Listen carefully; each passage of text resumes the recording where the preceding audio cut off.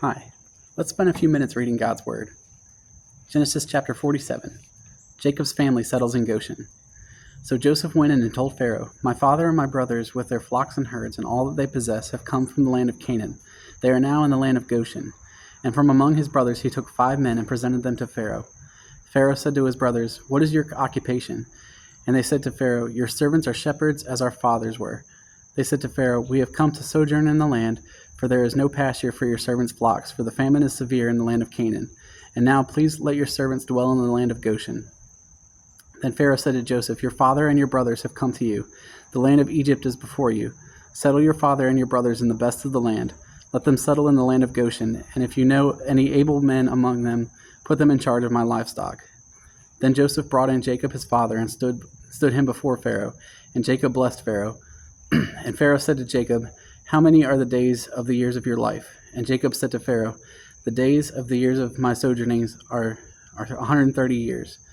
Few and evil have been the days of the years of my life, and they have not attained to the days of the years of the life of my fathers in the days of their sojourning." And Jacob blessed Pharaoh and went out from the presence of Pharaoh. Then Joseph settled his father and his brothers, and gave them a possession in the land of Egypt, in the best of the land, in the land of Ramses, as Pharaoh had commanded. And Joseph provided his father, his brothers, and all his father's household with food according to the number of their dependents. Now there was no food in all the land, for the famine was very severe, so that the land of Egypt and the land of Canaan languished by reason of the famine. And Joseph gathered up all the money that was found in the land of Egypt and in the land of Canaan in exchange for the grain they had bought. And Joseph brought the money into Pharaoh's house. And when the money was all spent in the land of Egypt and in the land of Canaan, all the Egyptians came to Joseph and said, "Give us food. Why should we die before your eyes? For our money is gone." And Joseph answered, "Give your livestock, and I will give you food in exchange for your livestock, if your money is gone." So they brought their livestock to Joseph, and Joseph gave them food in exchange for the horses, the flocks, the herds, and the donkeys. He supplied them with food in exchange for all their livestock that year. And when that year was ended, they came to him the following year and said to him, "We will not hide from my lord that our money is all spent. The herds of livestock are my lord's. There is nothing left in the sight of my lord but our bodies and our land. Why should we die before your eyes, before both we and our land? Buy us and our land for food, and we with our land will be servants to Pharaoh, and give us seed that we may live and not die, and that the land may not be desolate." So Joseph brought all the land of Egypt for Pharaoh, for all the Egyptians sold their fields because the famine was severe on them. The land became Pharaoh's. As for the people, he made servants of them, from one end of Egypt to the other. Only the land of the priests he did not buy, for the priests had a fixed allowance from Pharaoh, and lived on the allowance that Pharaoh gave them. Therefore they did not sell their land. Then Joseph said to the people, "Behold, I have this day bought you and your land for Pharaoh. Now here is seed for you, and you shall sow the land. And at the harvest you shall give 1/5 to Pharaoh, and 4/5 shall be your own, as seed for the field, and as food for yourselves and your households, and as food for your little ones." And they said, "You have saved our lives. May it please my lord, we will be servants to Pharaoh." So Joseph made it a statute concerning the land of Egypt, and it stands to this day, that Pharaoh should have the 5th. The land of the priests alone did not become Pharaoh's. Thus Israel settled in the land of Egypt and the land of Goshen, and they gained possessions in it, and were fruitful and multiplied greatly. And Joseph lived in the land of Egypt 17 years, so the days of Jacob, the years of his life, were 147 years. And when the time drew near that Israel must die, he called his son Joseph and said to him, "If I have found favor in your sight, put your hand under my thigh, and promise to deal kindly and truly with me. Do not bury me in Egypt, but let me lie with my fathers. Carry me out of Egypt and bury me in their burying place." He answered, "I will do as you have said." And he said, "Swear to me." And he swore to him. Then Israel bowed himself upon the head of his bed. Chapter 48. Jacob blesses Ephraim and Manasseh. After this Joseph was told, "Behold, your father is ill." So he took with him 2 sons, Manasseh and Ephraim. And it was told to Jacob, "Your son Joseph has come to you." Then Israel summoned his strength and sat up in bed. And Jacob said to Joseph, "God Almighty appeared to me at Luz in the land of Canaan and blessed me, and said to me, Behold, I will make you fruitful and multiply you, and I will make you a company of peoples, and will give this land to your offspring after you for an everlasting possession. And now your 2 sons, who were born to you in the land of Egypt before I came to you in Egypt, are mine. Ephraim and Manasseh shall be mine, as Reuben and Simeon are, and the children that you fathered after them shall be yours. They shall be called the name of their brothers in their inheritance. As for me, when I came to Padan, to my sorrow, Rachel died in the land of Canaan on the way, when there was still some distance to go to Ephrath, and I buried her there on the way to Ephrath, that is Bethlehem. When Israel saw Joseph's son, he said, Who are these?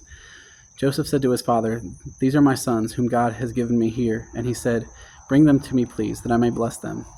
Now the eyes of Israel were dim with age, so that he could not see. So Joseph brought them near him, and he kissed them and embraced them. And Israel said to Joseph, I never expected to see your face, and behold, God has let me see your offspring also. Then Joseph removed them from his knees, and he bowed himself with his face to the earth. And Joseph took them both, Ephraim in his right hand toward Israel's left hand, and Manasseh in his left hand towards Israel's right hand, and brought them near him. And Israel stretched out his right hand and laid it on the head of Ephraim, who was the younger, and his left hand on the head of Manasseh, crossing his hands, for Manasseh was the firstborn. And he blessed Joseph and said, The God before whom my fathers Abraham and Isaac walked, the God who has been my shepherd all my life long to this day, the angel who has redeemed me from all evil, bless the boys, and in them let my name be carried on, and the name of my fathers Abraham and Isaac, and let them grow into a multitude in the midst of the earth.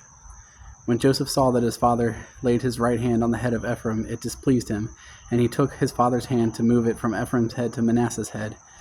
And Joseph said to his father, Not this way, my father. Since this one is the firstborn, put your right hand on his head. But his father refused and said, I know, my son, I know. He also shall become a people, and he also shall be great. Nevertheless, his younger brother shall be greater than he, and his offspring shall become a multitude of nations. So he blessed them that day, saying, By you Israel will pronounce blessings, saying, God make you as Ephraim and as Manasseh. Thus he put Ephraim before Manasseh. Then Israel said to Joseph, Behold, I am about to die, but God will be with you, and will bring you again to the land of your fathers. Moreover, I have given you, rather than to your brothers, one mountain slope that I took from the hand of the Amorites with my sword and with my bow. Chapter 49. Jacob blesses his sons. Then Jacob called his sons and said, Gather yourselves together, that I may tell you what shall happen to you in the days to come. Assemble and listen, O sons of Jacob. Listen to Israel your father. Reuben, you are my firstborn, my might and the firstfruits of my strength, preeminent in dignity and preeminent in power.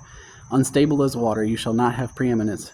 But you went up to your father's bed, that you defiled it. He went up to my couch. Simeon and Levi are brothers. Weapons of violence are their swords. Let my soul come not to their counsel. O my glory, be not joined to their company. For in their anger they killed men, and in their willfulness they hamstrung oxen. Cursed be their anger, for it is fierce, and their wrath, for it is cruel. I will divide them in Jacob, and scatter them in Israel. Judah, your brothers shall praise you. Your hand shall be on the neck of your enemies. Your father's sons shall bow down before you. Judah is a lion's cub. From the prey, my son, you have gone up. He stooped down. He crouched as a lion, and as a lioness, who dares rouse him? The scepter shall not depart from Judah, nor the ruler's staff from between his feet, until tribute comes to him. And to him shall be the obedience of the peoples, binding his foal to the vine, and his donkey's colt to the choice vine. He has washed his garments in wine, and his vesture in the blood of grapes. His eyes are darker than wine, and his teeth whiter than milk. Zebulun shall dwell on the shore of the sea. At the shore of the sea, he shall become a haven for ships, and his border shall be at Sidon. Issachar is a strong donkey, crouching between the sheepfolds. He saw that a resting place was good, and that the land was pleasant, so he bowed his shoulder to bear, and became a servant at forced labor. Dan shall judge his people as one of the tribes of Israel. Dan shall be a serpent in the way, a viper by the path that bites the horse's heels, so that his rider falls backwards. I wait for your salvation, O Lord. Raiders shall raid Gad, and he shall raid at their heels. Asher's food shall be rich, and he shall yield royal delicacies.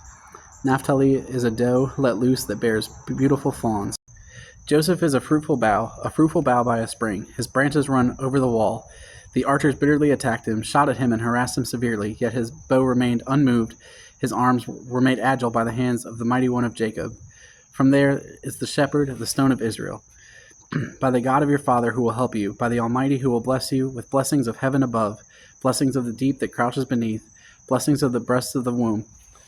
The blessing of your father are mighty beyond the blessings of my parents, up to the bounties of the everlasting hills. May they be on the head of Joseph and on the brow of him who was set apart from his brothers. Benjamin is a ravenous wolf, in the morning devouring the prey, and at the evening dividing the spoil. All these are the 12 tribes of Israel. This is what their father said to them as he blessed them, blessing each with the blessing suitable to him. Then he commanded them and said to them, I am to be gathered to my people. Bury me with my fathers in the cave that is in the field of Ephron the Hittite, in the cave that is at the field of Machpelah, in the east of Mamre, in the land of Canaan, which Abraham bought with the field from Ephron the Hittite to possess as a burying place. There they buried Abraham and Sarah his wife. There they buried Isaac and Rebekah his wife, and there I buried Leah. The field and the cave that is in it were bought from the Hittites. When Jacob finished commanding his sons, he drew up his feet into the bed and breathed his last and was gathered to his people. Chapter 50. Then Joseph fell on his father's face and wept over him and kissed him. And Joseph commanded his servants and the physicians to embalm his father. So the physicians embalmed Israel. 40 days were required for it, for that is how many are required for embalming. And the Egyptians wept for him 70 days. And when the days of weeping for him were past, Joseph spoke to the household of Pharaoh, saying, If now I have found favor in your eyes, please speak in the ears of Pharaoh, saying, My father has made me swear, saying, I am about to die. In my tomb that I have hewed out for myself in the land of Canaan, there shall you bury me. Excuse me. Now therefore, let me please go up and bury my father, then I will return. And Pharaoh answered, Go up and bury your father as he made you swear. So Joseph went up to bury his father. With him went up all the servants of Pharaoh, the elders of his household, and all the elders of the land of Egypt. As all the household of Joseph, as well as all the household of Joseph, his brothers and his father's household. Only their children, their flocks, and their herds were left in the land of Goshen. And there went up with him both chariots and horsemen. It was a very great company. When they came to the threshing floor of Atad, which is beyond the Jordan, they lamented there with a great and grievous lamentation, and he made a mourning for his father 7 days. When the inhabitants of the land, the Canaanites, saw the mourning on the threshing floor of Atad, they said, This is a grievous mourning by the Egyptians. Therefore the place was called Abel Mizraim. It is beyond the Jordan. Thus his sons did for him as he had commanded them. For his sons carried him to the land of Canaan and buried him in the cave at the field of Machpelah to the east of Mamre, which Abraham bought with the field from Ephron the Hittite to possess his burying place. After he had buried his father, Joseph returned to Egypt with his brothers and all who had gone up with him to bury his father. When Joseph's brothers saw that their father was dead, they said, It may be that Joseph will hate us and pay us back for all the evil that we did to him. So they sent a message to Joseph, saying, Your father gave this command before he died. Say to Joseph, Please forgive the transgression of your brothers in their sin, because they did evil to you. And now please forgive the transgression of the servants of the God of your father. Joseph wept when they spoke to him. His brothers also came and fell down before him and said, Behold, we are your servants. But Joseph said to them, Do not fear, for am I in the place of God? As for you, you meant evil against me, but God meant it for good, to bring it about that many people should be kept alive as they are today. So do not fear, I will provide for you and your little ones. Thus he comforted them and spoke kindly to them. So Joseph remained in Egypt, he and his father's house. Joseph lived 110 years, and Joseph saw Ephraim's children of the third generation. The children also of Machir, the son of Manasseh, were counted as Joseph's own. And Joseph said to his brothers, I am about to die, but God will visit you and bring you up out of this land to the land that he swore to Abraham, to Isaac, and to Jacob. Then Joseph made the sons of Israel swear, saying, God will surely visit you, and you shall carry up my bones from here. So Joseph died, being 110 years old. They embalmed him, and he was put in a coffin in Egypt. This concludes Genesis. We will continue with more at another time.